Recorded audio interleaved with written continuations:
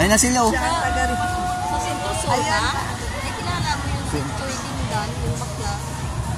Hindi ko na naano yun. Kaya anak ni... At teacher eh. Dindan, dyan. Baka sa kabilang highway. Sige. Dito o banda sa may ano. Kaya kayo naman pagawad eh. Number 2 siya. Oo. Baka sa kabilang ano. Oo, sa kabilang ngayon. Kabilang sentro Yan, South. waterproofing yan. Yan nga eh. Gusto sana namin kaya lang nagmamadali kami. 270. Mga Korean. Koreano, ang daming Koreano rito. Ang daming nakakarating ha. Sabi, 22 years bago ko ulit nakabalik. Ngayon lang ulit ako nakabalik. 22 years. Tagal.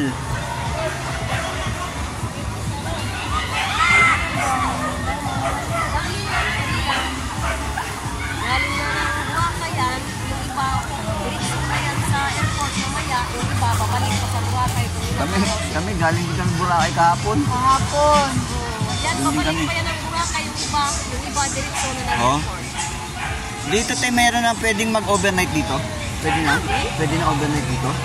May dyan, 1.5 lang yan. Nagkapandan yung may-ari niya, no? Saan? Dyan, 1.5 ang overnight? Ilang oras? 24 hours? Ha? Pwede na pala tayo dito, Lina eh. Len, 2.5 lang. may overnight na pala dito pagbalik natin. 2.5 yung ano. Dito na tayo mag-stay. Oh. Para wala nang ano dun.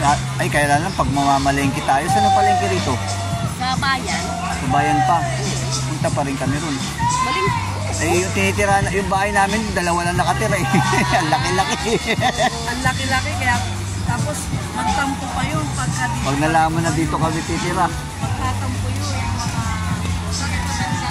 Oo.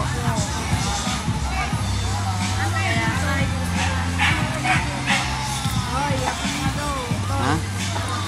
Bautista. Mga inunog.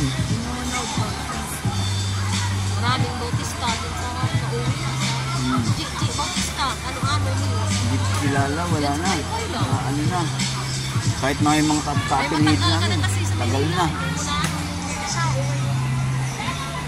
Ang laki na nga ng pinagbago. Ito lang, ang laki ng pinagbago na ito eh. Ha?